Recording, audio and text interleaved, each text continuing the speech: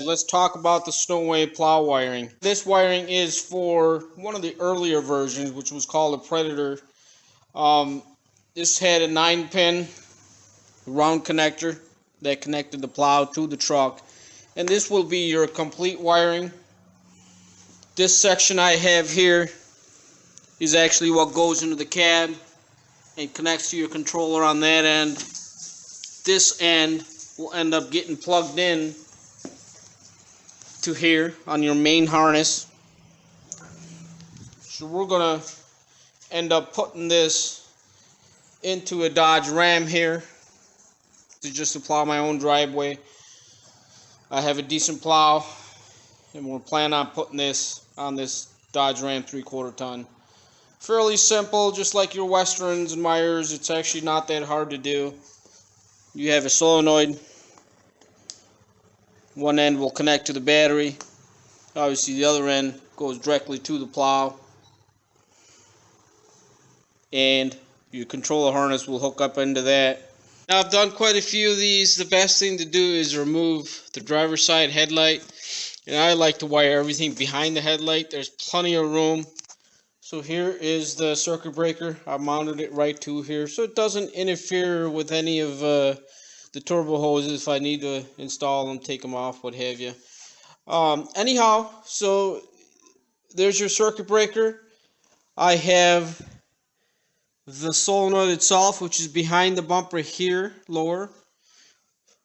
And of course I pulled my wires from behind the headlight on the inner fender here. Here's my ground cable going in, and my positive to the battery is here. It's routed this way behind the headlight and into the solenoid that's behind here. I've coated everything. Everything's hidden. That's the way I like my wiring. So nothing really shows as far as the plow wiring or anything like that up top. I don't like putting the solenoids here. It's easy enough to remove the headlight if you need to service anything back there. So if we remove the driver's side headlight, you can see the circuit breaker here. I have the solenoid mounted here. Nothing interferes with anything. The wires are nice and tidied with the factory harness here. So it's a nice clean way of putting your plow wiring, and everything again will fit right behind this headlight. And then of course we ran our main cable through the bumper. You can see that thick cable there. The plow connector I put right here on the right side of the vehicle. Now you can pretty much put these anywhere. Again, this is the old 9-pin round Deutch style connector on these earlier version of the Sno-Way plows. And I think they produced that up until about 2001 before they went to the 2-prong simpler wiring system for these. Anyhow, these are actually not bad. It's aluminum housing. These are still available if you need to rebuild them. This bracket here is still available. My original one was kind of corroded, so I actually made my own out of some something I had laying around. But anyhow, these there is a nut that goes on the outside of them to hold them to the bracket. There's a lock washer and a gasket behind them. All those parts again are still available, and the covers for them. You can get the covers for this and the plow side of them.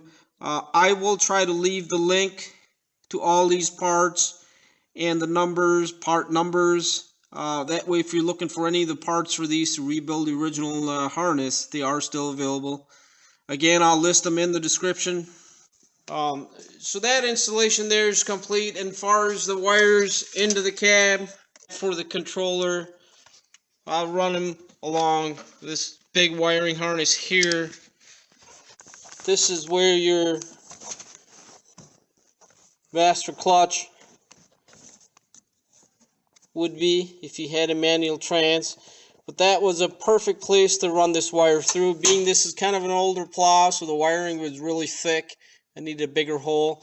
Otherwise, you could definitely go on the side of your main harness here that's going into the cab.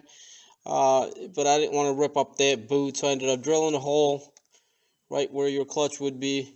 And that ends up perfectly inside. If you look at the inside, that's where the wiring comes out at. Right here.